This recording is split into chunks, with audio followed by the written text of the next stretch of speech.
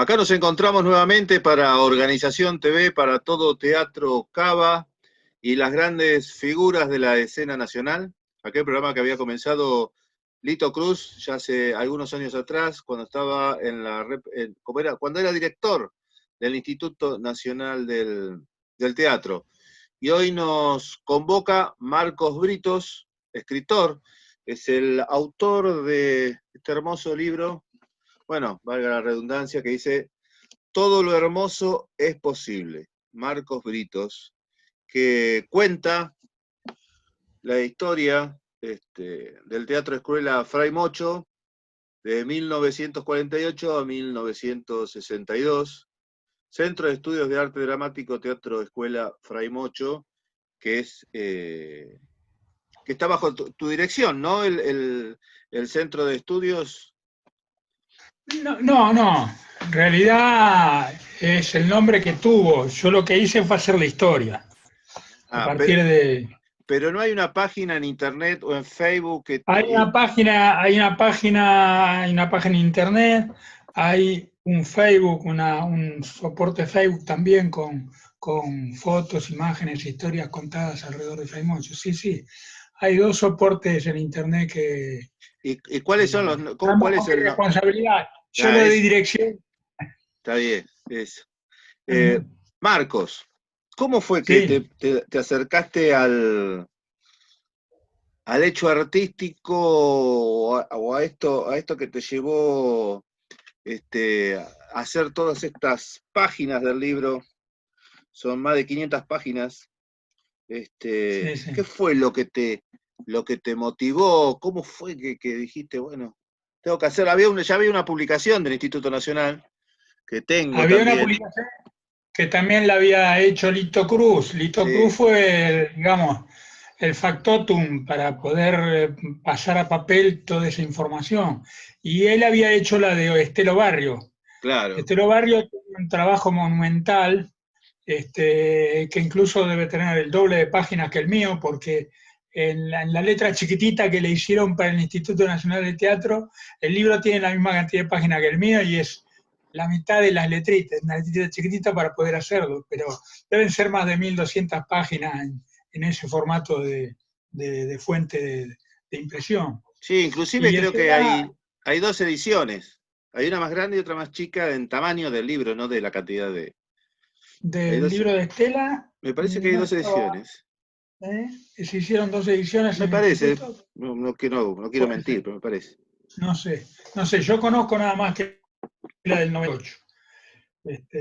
Creo que fue en el 98, sí. Sí, fue uno de los primeros. Y fue con otra serie que se hizo sobre de Cora Roca, me parece, hay otro de la rusa. Bueno, se hicieron varios. Y uno fue el de Estela sobre Fray Mocho. Sí. Historia de una quimera emprendida, se llama el de Estela. Estela Barrio era fundadora del grupo y fue la primera esposa de Ferriño, de Oscar Ferriño, ¿no? Padre. Okay. Y se dedicó a recopilar toda la información que había y en realidad el libro de Estela no alcanza a ser una historia en términos de lo que es una historia narrada, sino que centralmente es una impresionante base de datos ordenada, muy bien ordenada, muy bien estructurada. Claro, eso hablábamos con Chaza, que la tuya tenía un contexto inclusive político, vos ibas visualizando todo lo macro, ¿no? Todo lo que iba pasando y nos iban introduciendo en todo ese contexto, ¿no? Así es, sí. Yo le hice una incorporación que es cronológica. La historia de Estela no es cronológica, es más vale un compendio temático. Y desde el punto de vista cronológico voy incorporando lo que pasaba a lo largo de la vida cotidiana del teatro, los hechos, los elementos, las discusiones, los debates, y su vínculo con el medio circundante, con el contexto social, político, económico de la época, ¿no? Es decir, es una combinación. Marco, ¿cómo fue que vos conviviste con el arte desde que naciste?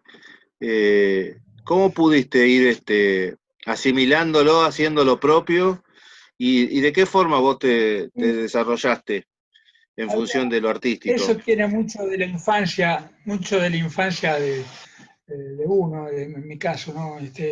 Yo no me olvido de algunos momentos, por ejemplo, que para un niño son importantes. Cuando mi mamá nos quería hacer reír, hacía un gesto con la boca que era el que había hecho en la época en que hacía la liebre de Canal Feijó en Los Casos de Juan. Entonces, claro, un nenito chiquitito se ríe de ese tipo de situaciones que no las ve en otro lado y se las ve hacer a su mamá. Pero además de eso, toda la infancia nuestra estuvo rodeada de un mundo de fantasías y actividades creativas, porque mi viejo con la música y mi mamá habiendo hecho teatro este, y muy siempre compenetrada de una mirada sobre la creatividad artística, uno la va tomando desde pequeñito, ¿no? Marco, vamos a arrancar por Bueno, ahí. Contanos de tu mamá. y la viejita era una persona nacida en una zona rural, en Dolores, en la provincia de Dolores, en la provincia de Buenos Aires. Ella se crió muchos años, los primeros años vivió en el campo directamente, vivía en un almacén de ramos generales de campaña. En un pueblito de la Este, periferia, de la eh, periferia, es un lugar, es un paraje que se llama Parravicini. Terravicini. Este, Parravicini. Es una estación, había una estación de tren, que ahora por supuesto no funciona, Sí, y a había veces, un almacén de ramos que ma- alquilaba mi abuelo, el papá de mi mamá. Este, bueno, y esa fue su primera infancia. Y en esa época, un corredor de los que iba, que hacía corretaje de ventas y caía al almacén, era un novelista, Carlos Ruiz Dodé, un novelista relacionado con el Partido Comunista, muy militante del Partido Comunista, digamos, de los grupos intelectuales.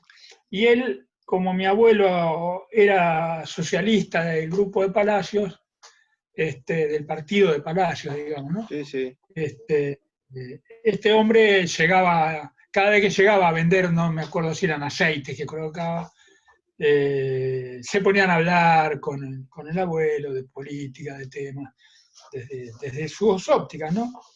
Y ese hombre fue un factor clave porque influyó mucho en la tendencia a la actividad artística de mi mamá. Porque mamá estudiaba piano, después cuando estuvo en Dolores, que se fue a vivir a Dolores cuando ya tuvo que hacer la escuela primaria, y entonces el hombre siempre le influyó en el sentido de darle aire a su actividad artística. Y en el pueblo se creó, a partir de un grupo de jóvenes en donde estaba mi mamá, mi papá y otros tíos míos, se creó un grupo que se llamó Cherutí, un grupo muy interesante desde el punto de vista de la historia de la cultura de los pueblos de la provincia, porque fue un pueblo, un grupo que tuvo su propio diario, imprimía su periódico quincenal, realizaba conferencias públicas, tenía el equipo, tenía un grupo de teatro, tenía un coro, llamaba gente de Buenos Aires para hacer conferencias en el pueblo, y que había nacido como una especie de peña folclórica que fue incorporando otros elementos.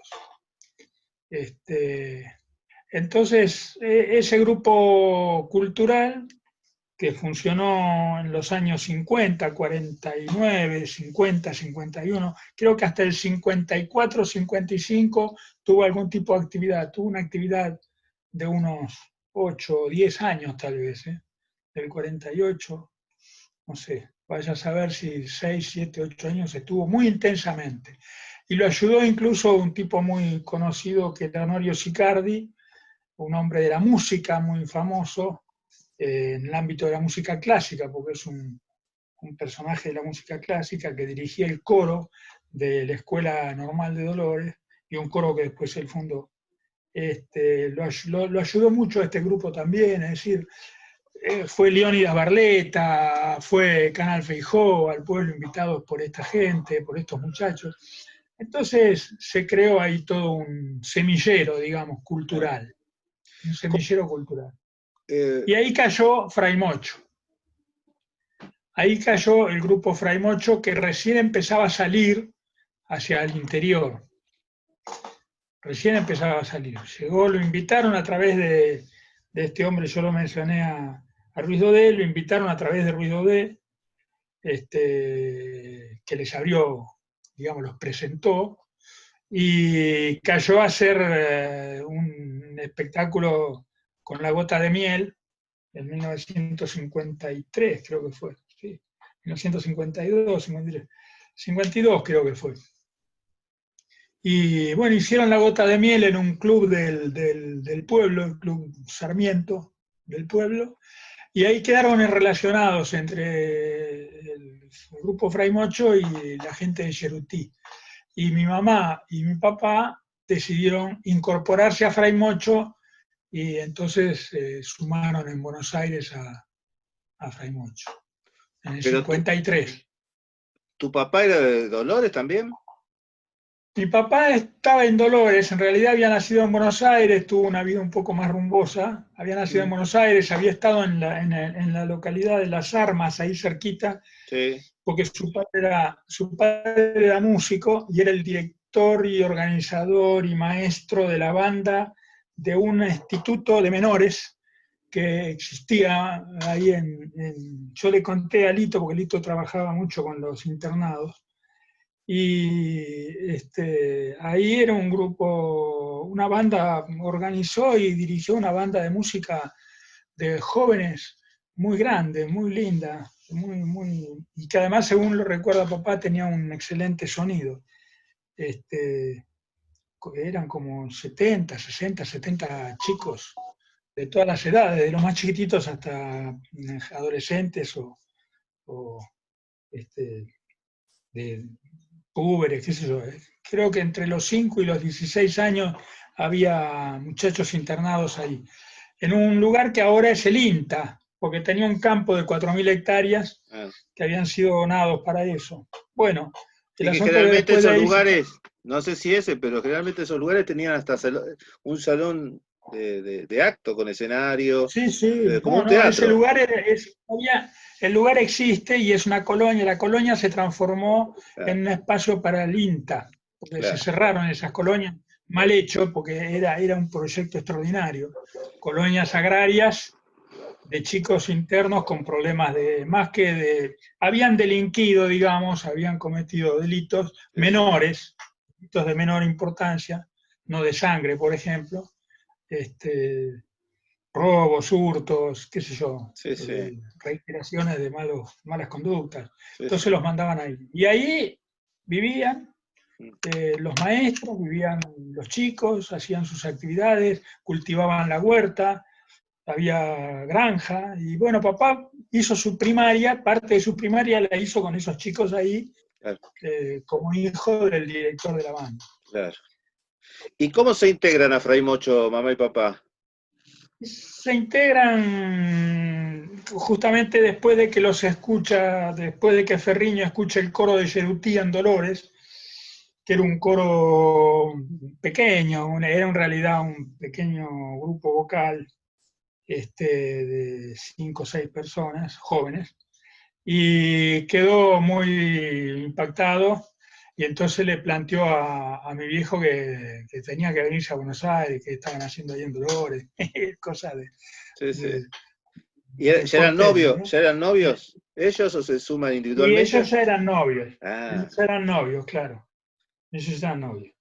Entonces finalmente decidieron, primero viajó mi mamá, al revés, de lo que tendría que ser la lógica formal de la época, primero se instaló mi mamá en Buenos Aires, y mi mamá, esperando un espacio en Fray Mocho, entró a Nuevo Teatro primero. Hizo una experiencia en Nuevo Teatro con Alejandra Bovero. Claro. ¿Y por qué no se Y no se después podía viajó, incorporar inmediatamente a Fray Mocho? porque estaba en dudas de Fray Mocho y Nuevo Teatro eran los dos focos luminosos, digamos, del Sí, teatro, ¿no? Y Fray Mocho tenía una impronta muy experimental, era una cosa muy fuera de lo común. Y en cambio Nuevo Teatro era lo mejor dentro de la norma, de lo que se hacía, claro. ¿no? Es decir, con escenario Sí, italiana, italiana, vestida, con vestimenta, con vestuario, todo. escenografía, vestuario, escenografía, es decir, era una cosa más normal, podemos decirlo. Claro. ¿Y Fray Mocho ya había Este, ido, ya había estado en Francia? claro, Fray Moncho Ferriño Claro. venía de Francia con toda la locura Con las calzas. de Marceau Marceau, del mimo, la calza, Claro. la polera con Sí, sí. alta del cuello, lo físico como centro y no el texto. Era una cosa demasiado que había que pensarla, Claro. ¿no? ¿Qué voy a hacer ahí? Y después llegó papá y se instalaron ahí los dos, Y después llegó el viejo ahí que tenía que resolver temas grosos de familia, llegó ahí y bueno, finalmente el Ferriño le propuso que sea el organizador, administrador, digamos, de la gira, más que administrador, el representante para organizar la gira. Eso es una cosa extraña, nunca se me ocurrió por qué le pidió eso, pero debe haberlo observado como alguien muy práctico y muy ejecutivo, capaz de organizar una cosa así. Eh, es una cosa que me... Ferriña no lo conocí yo, yo no alcancé a conocerlo, pero es evidente que era un tipo con una calidad especial para detectar qué cosas podía hacer quién, ¿no? un conductor. Entonces, claro, en ese sentido era un tipo muy hábil para eso. Entonces, le daba al que le daba algo para llevar adelante una tarea, era algo que el tipo podía hacer y además le gustaba y la hacía y se jugaba por eso, ¿no? Y si no, no le daba la propuesta, Sí, si no, no sí. se la daba.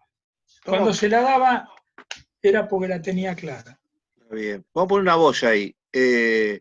Porque me gusta esto de cómo estaba estructurado Fray Mocho. Es decir, estaban los actores, quien dirigía, Eh, y ahora sumaban sí, una especie de productor, una cosa así sería, como hacer la producción le llamaban ejecutiva de la gira. Le llamaban representante porque iba logrando las funciones que no habían sido concertadas previamente, porque una parte de las funciones salieron confirmadas desde Buenos Aires. Por ejemplo, para la provincia de Buenos Aires ya tenían confirmadas algunas de las funciones que hicieron a medida que cuando salieron. El Sí. resto del país tenían algunas confirmadas, algunas, en algún punto, pero después no tenían el armado de la gira. Sí. Ellos podían estar en un lugar y después no sabían a dónde iban al día siguiente ni a la semana. Es decir, Y tu tenían que viejo esperar. iba adelantado a Mi eso, viejo iba iba más, adelante, mi viejo iba adelante. Iba claro. 10, 15 días adelantado organizando las funciones, vendiendo las funciones, digamos, Sí, sí, sí, diríamos hoy. sí, sí, sí. Iba 15 días antes vendiendo la función. Eh, Entonces, les dejaba el dato en el famoso poste restante del correo, que todavía existe el poste restante en el correo, que seguramente se usa muy poco, que es el donde quedaba la carta para el teatro. Llegaba el teatro y el encargado que en general era Estela, la secretaria, la que actuaba como secretaria del teatro. Entonces iba al correo, pedía la correspondencia para Fray Mocho, y en el correo le daban las cartas que llegaban a poste restante para Fray Mocho. Y ahí Eso estaba la indicación de lo que tenían que hacer de ahí en adelante. Tienen eso función tal fecha en tal lado, y así. Eso se usaba mucho para las revistas, ¿te acordás? Los diarios que tenían las direcciones postales. Claro, claro, se No, mandaba porque poste vos sabés restante. que venimos hablando con los compañeros y he hecho entrevistas algunas a Silvina Macri, por ahí la conocés, o a Daniel Sinelli, Ah, que aparte sí, de dedicarse a la actividad artística, bueno, Silvina es fotógrafa. Y Daniel es actor, director, productor, y bueno, yo lo conocí acá en Mercedes con Norberto Gonzalo, que vino dirigiendo una obra, El pescado sin vender, de Norberto. Y hablábamos sí, de eso, que los grupos ahora, o sea, están pensando, hablo de los grupos del interior de la provincia, ¿no? sí. El director se encarga casi de todo, desde la escenografía, el vestuario, el diseño de luces. Claro. Uy, se está sonando bien. Eh, y lo que nunca piensan es en el tema de la producción. Este, entonces digo que es una parte importante también para, inclusive la producción desde el momento donde está el proceso creativo, desde el principio de todo, o sea, desde qué necesidades vamos a tener. Una persona que piense en las necesidades que puede tener el director, que pueden tener los actores, el tema del tiempo, Claro. de las salas de ensayo, del tiempo que hay que estar para estrenar, porque a veces el director no tiene la cabeza para eso, inclusive después de los recursos, cómo conseguimos cada cosa, ¿no? Lo que Este, pasa es que en realidad el tema de Fray Mocho como organización es que funcionaba más como una comuna, ni siquiera como una cooperativa.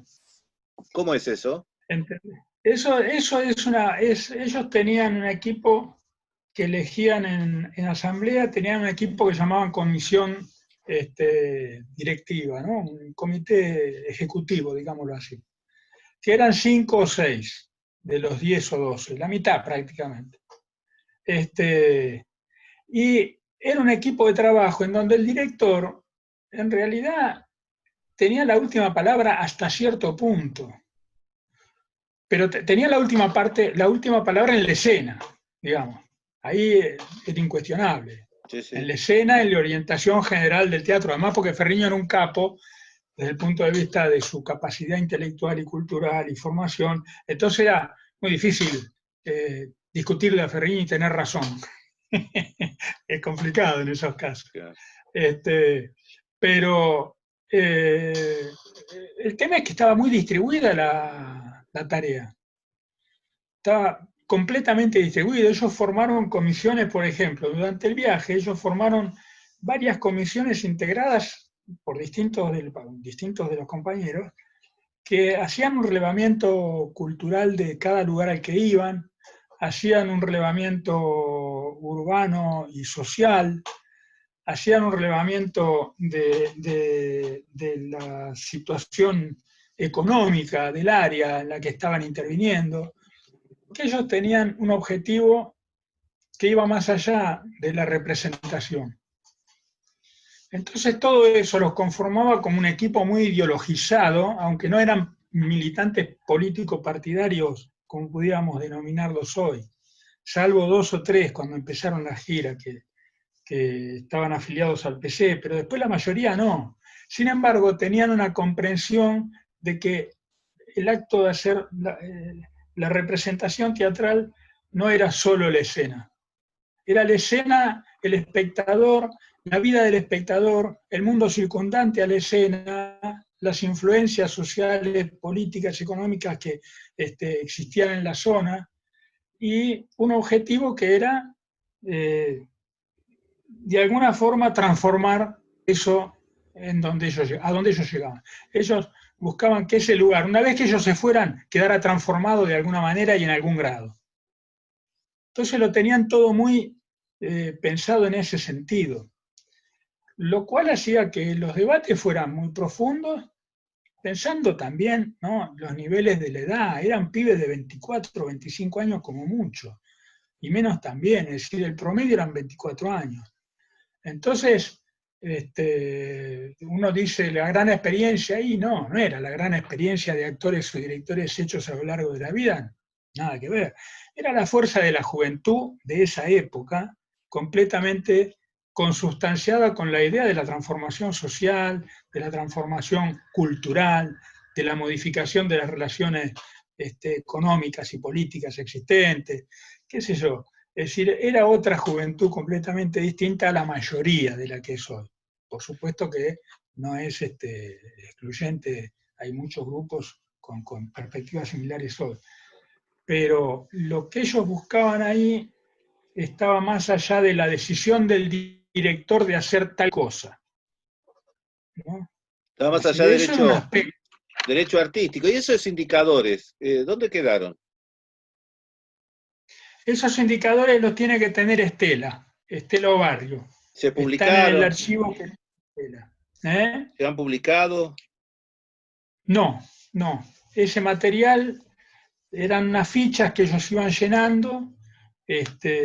Seguramente, yo creo que las debe tener Estela Obarrio. Claro. Habría que hablar con Santiago, el hijo, para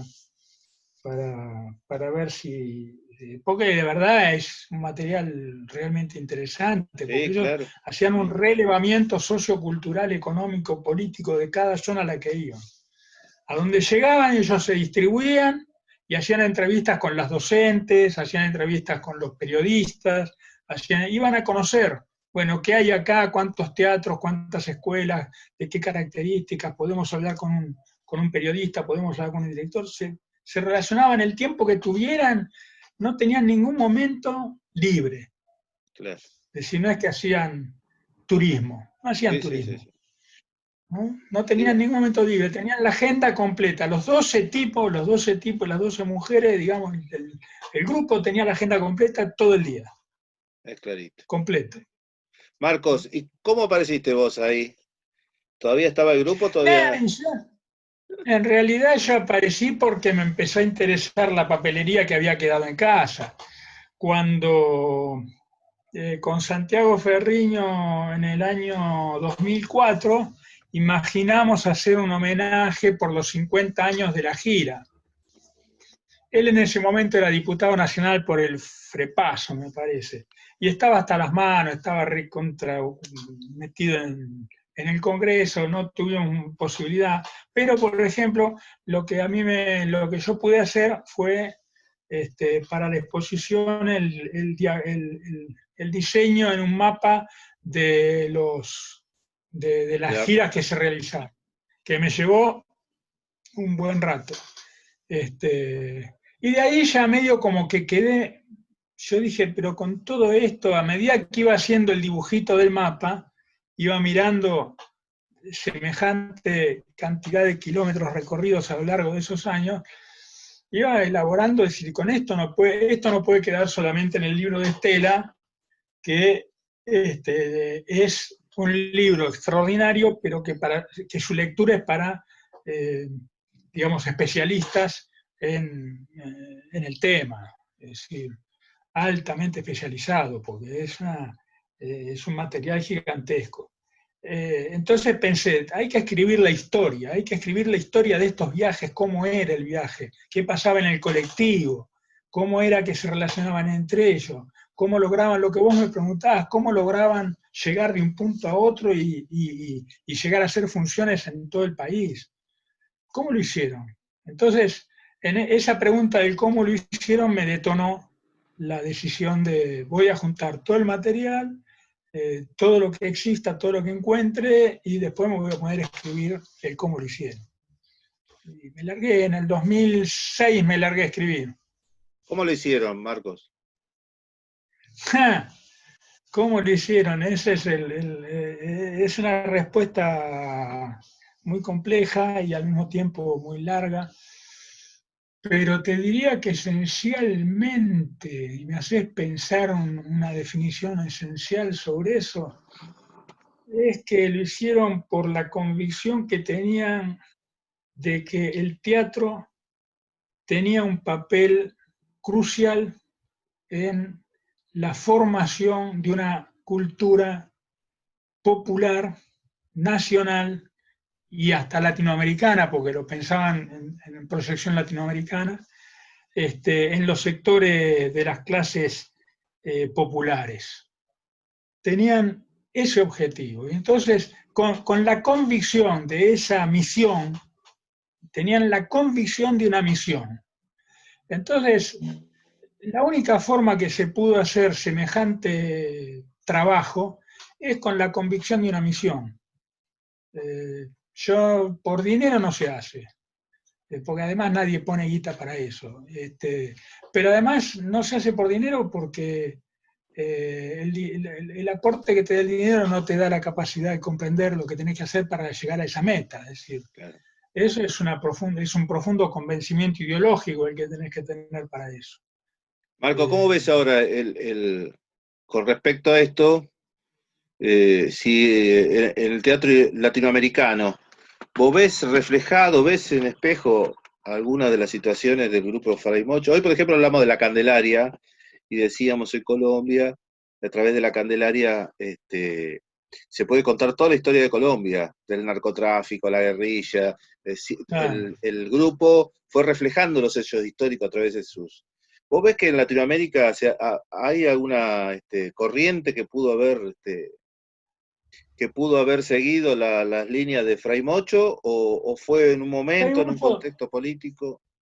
Yo sé que, por ejemplo, Fray Mocho tuvo importancia, sin ninguna duda, porque lo ha dicho él. Por ejemplo, Enrique Buenaventura mencionó que sintió influenciado por Fray Mocho cuando estuvo en Buenos Aires en el año 53. Él vio en Buenos Aires Madre Coraje hecha por el IFE en Yiddish y quedó muy impactado. Pero además yo encontré un dato que está en el libro, que ellos en Chile, cuando estuvieron en Chile, tuvieron una entrevista con el que figura haciendo la nota, contando la entrevista, es un hermano de Enrique Buenaventura. Y ellos entrevistaron en el diario de Gira figura la entrevista que se encontraron con dos colombianos donde hicieron una larguísima charla con ellos. Y Buenaventura publica en el año 1955, publica en un diario de Cali, creo. Yo no sé si no está muy claro en los papeles que hay, no he podido descubrir ese detalle. No sé si es en Cali o si es en Bogotá. Es muy posible que sea directamente en Cali. Publica un largo informe sobre ese encuentro. Y todo el detalle de lo que charló con el grupo que estaba de Fray Mocho es indudablemente una influencia muy fuerte para después lo que hizo Buenaventura en Colombia. Eso es así. Claro. Después con el que tuve intercambio también fue con este hombre boliviano, mi memoria es terrible.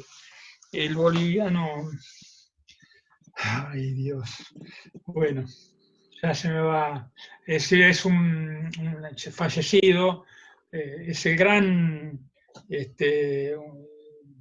director del conjunto de Bolivia, que lamentablemente se me escapa en este momento. Él me contó que había tenido contacto y había recibido los materiales de Fray Mocho en su momento, y seguramente en Chile algo quedó. Lo que pasa es que en Chile, por ejemplo, cuando vuelve Roberto Espina, esto me lo contó Roberto Espina, que aparte en otras conversaciones, cuando Roberto Espina vuelve a Chile muchos años después y se encuentra con Pedro de la Barra, Pedro de la Barra le dice: ustedes no saben el despelote que dejaron acá cuando se fueron, porque, claro, ellos estuvieron 2 meses y en Chile estaba un grupo de teatro maravilloso que tenía la universidad,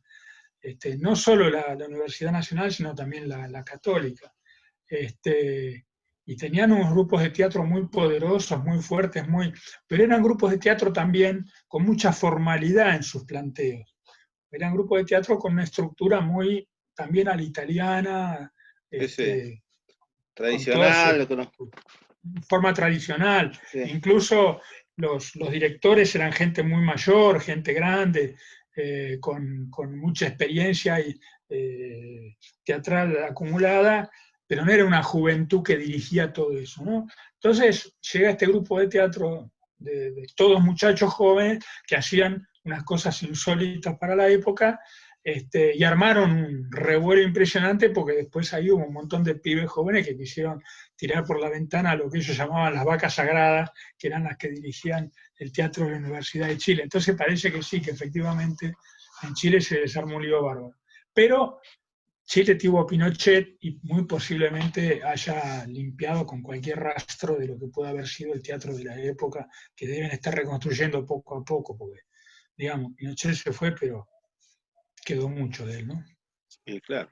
Vos sabés que en el patio Bellavista, que está ahí, nace toda esa zona en la calle Constitución, en Santiago, desde la casa de Neruda, bajando todo eso, una zona de teatro, restaurantes, bares, muy nocturno, y hay un lugar que se llama Patio Bellavista, que es como el complejo La Plaza, muy parecido al complejo Ajá. La Plaza. Es muy bonito. Y había un puesto donde vendían todas regalerías. Entonces, te vendían, qué sé yo, una remera de Neruda, un busto de Neruda, pero también te vendían diferentes tamaños del busto de Pinochet en la regalería, ¿no? Al lado del de Neruda venía de este tamaño, así, así, de Pinochet. Yo le saqué fotos, lo subí al Facebook, no podía creer, digo, quería imaginarme un busto de Videla, Bueno, Piñeira, ¿no? Piñeira.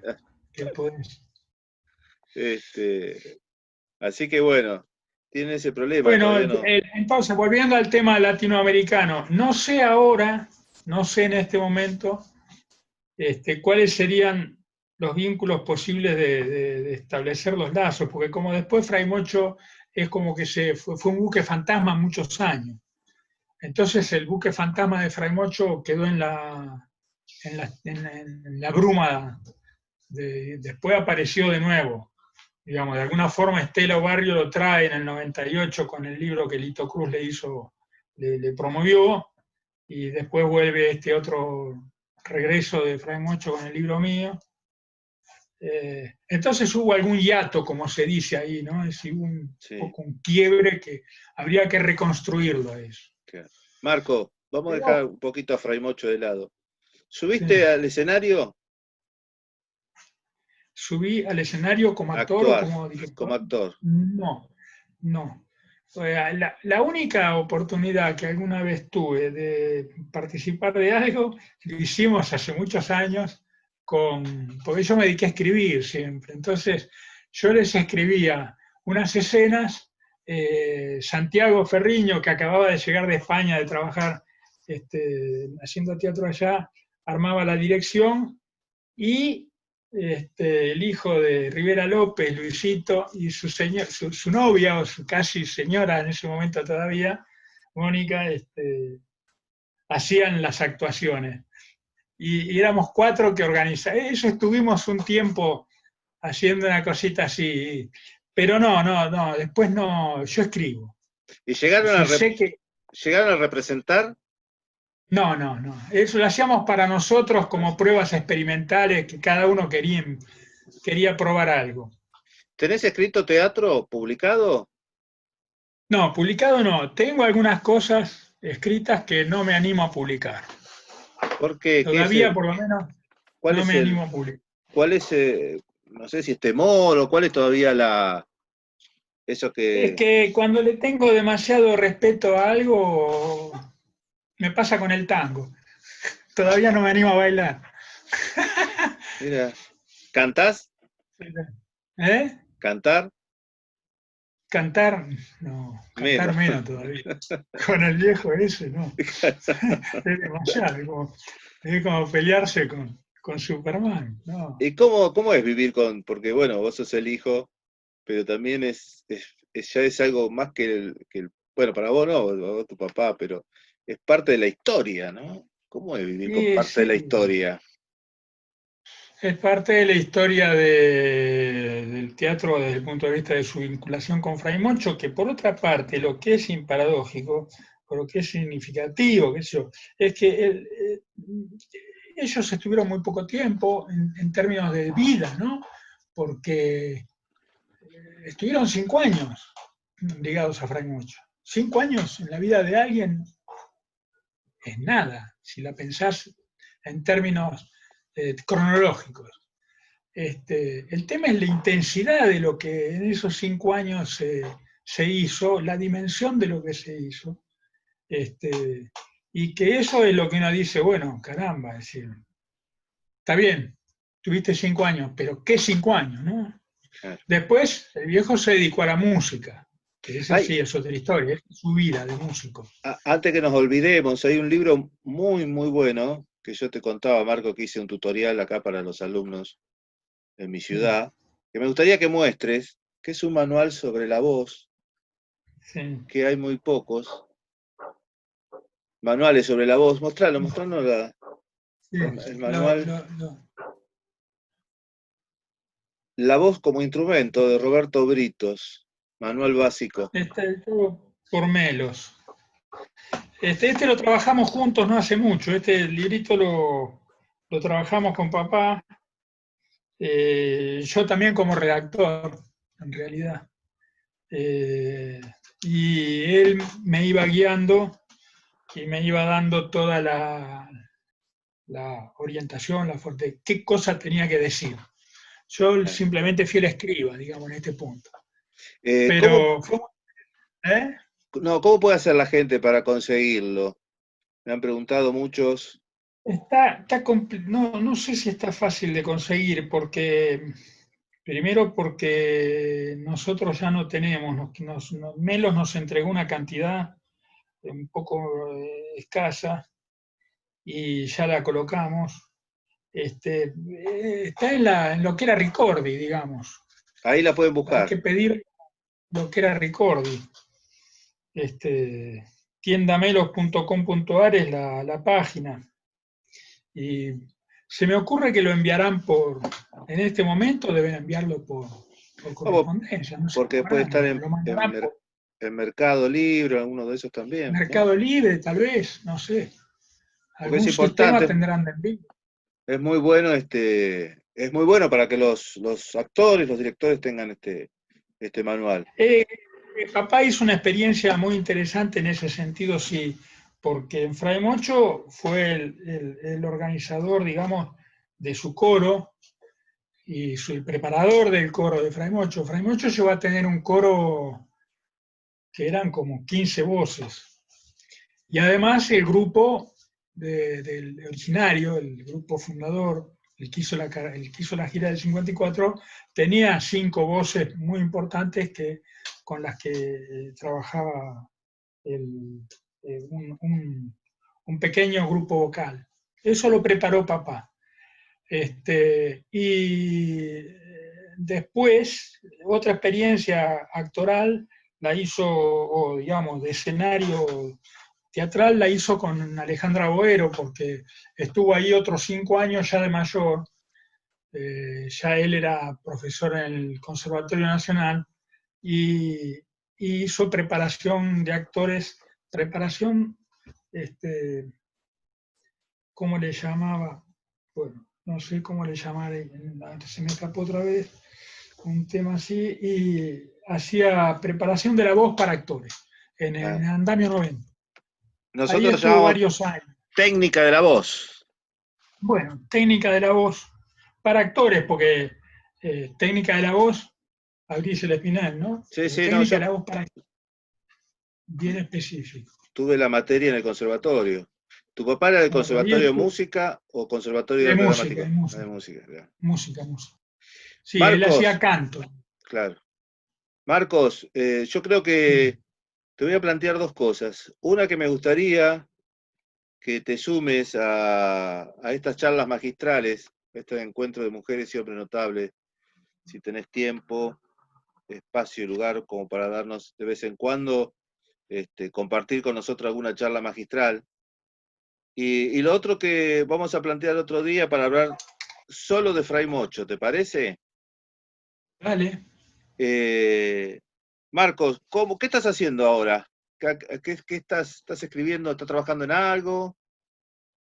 Ahora estoy trabajando en lo de Fray Mocho, sigo, hasta que se me cortó la posición. Yo iba a la Biblioteca Nacional a buscar material en el archivo, en los archivos particulares. Ahí estuve revisando materiales, investigando todos los cabos sueltos que me han quedado cabos sueltos de Fray Mocho para pensar en la segunda publicación. Pero además estoy trabajando con mi hijo que está en Alemania porque él se llevó un proyecto de documental sobre Fray Mocho y que estamos ya en relación con una productora francesa que está interesada en el tema. eh, y entonces estamos metiéndole garra a una perspectiva de documental y una actividad. No estoy seguro si estoy autorizado a informarlo. Tendría que preguntarle qué le digo Digamos, dejémoslo ahí a entonces, ellos. digamos, está ahí. Pero sí sé que están muy avanzados. Ellos han pedido la financiación al gobierno francés y hay negociaciones para eso. Y estamos Marcos, esperando un poquito eso. Marcos, ¿y no has ido a los pueblos a buscar en los periódicos? He ido a los pueblos a buscar los que pude encontrar, los protagonistas, que eran los anfitriones y los espectadores. Con eso me encontré más de una vez y tuve grupos de gente participando de eso que me dieron una mano y hicieron su propio recorrido para encontrar a esa gente.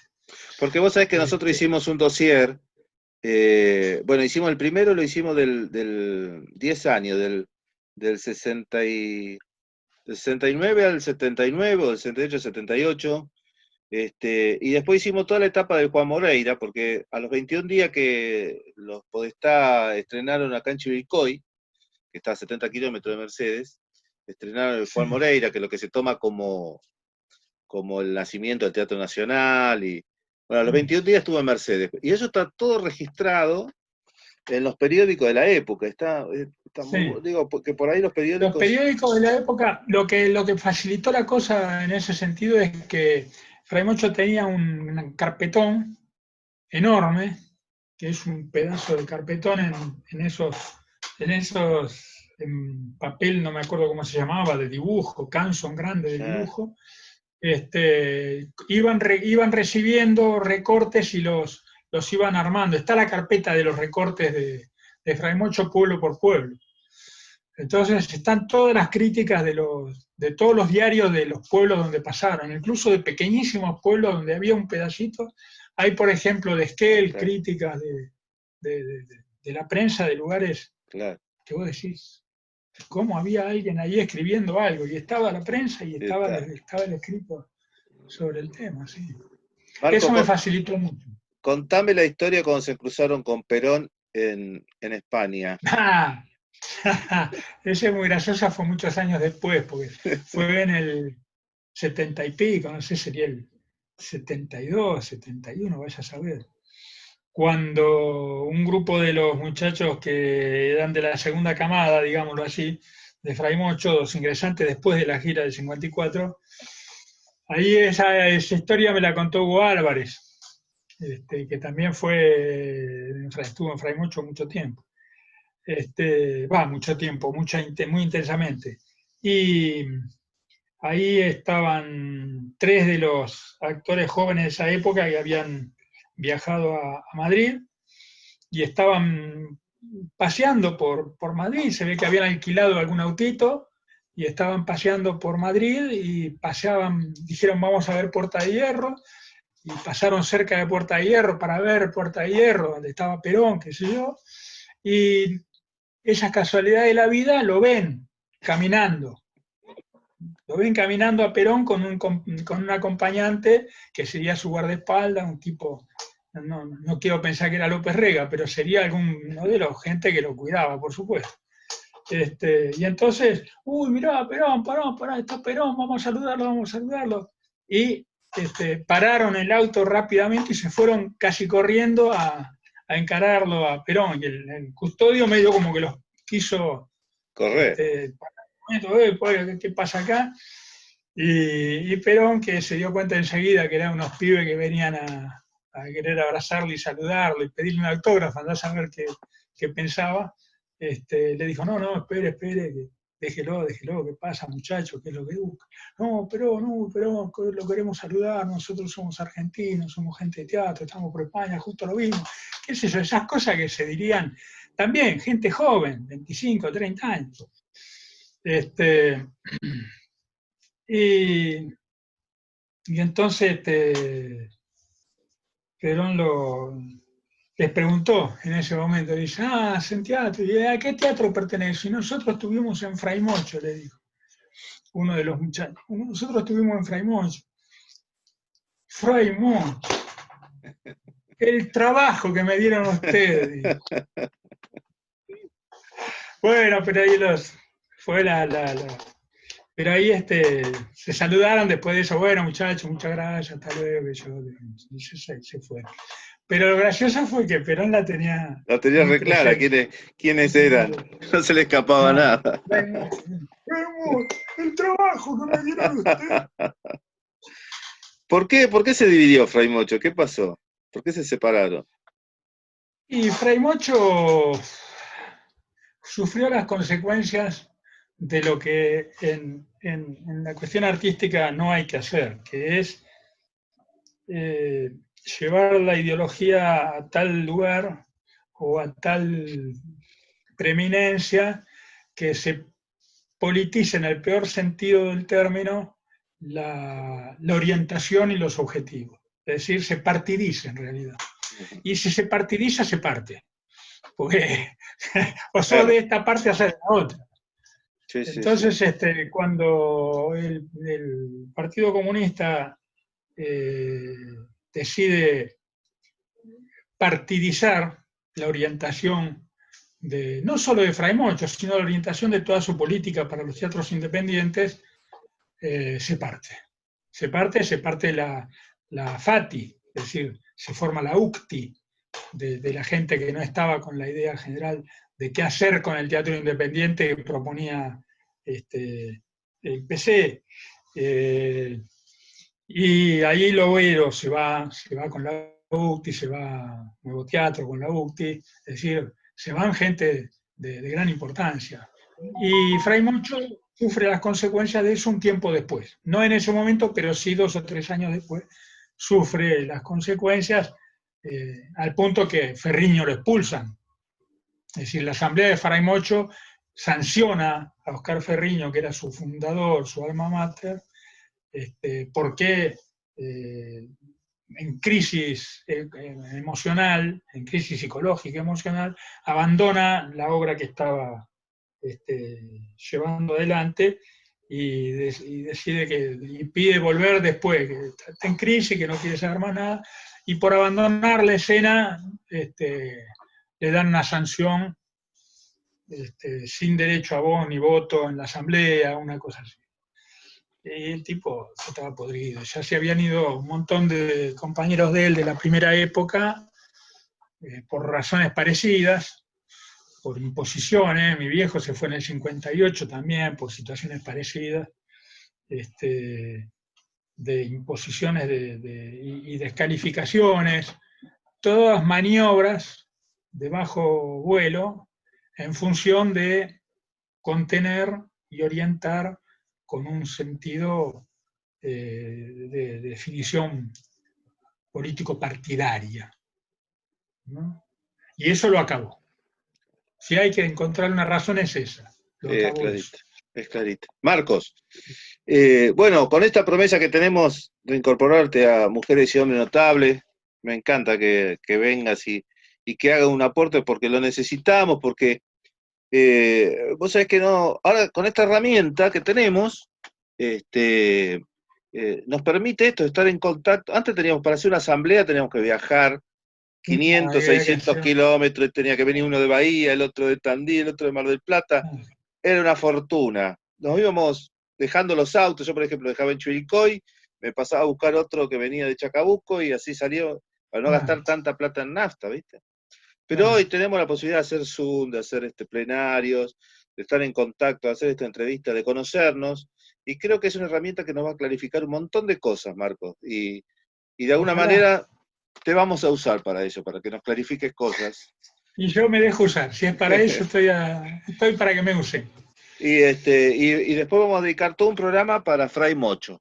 Si bien tenemos Bueno, subidas muchas cosas, la presentación tuya del libro de Lincoln está subida al canal, lo tuyo así en Mercedes también está subido al canal, este, la muestra, la presentación del libro acá en Mercedes, en el festival del año pasado, en el Festival Internacional. Eh, ¿Qué reflexión le dejarías por último a los teatristas iberoamericanos? iberoamericanos. Es, es mucho. Pero podemos intentar algo. Que se dejen llevar por el fuego de la juventud, diría yo. Así de simple. Marcos, Que no, muchísimas que gracias. no le tengan miedo al fuego de la juventud. Muchísimas gracias, Marco. Nos seguimos viendo. A vos, gracias por esto. Saludo a tu papá. Gracias, gracias, gracias. Se le han dado.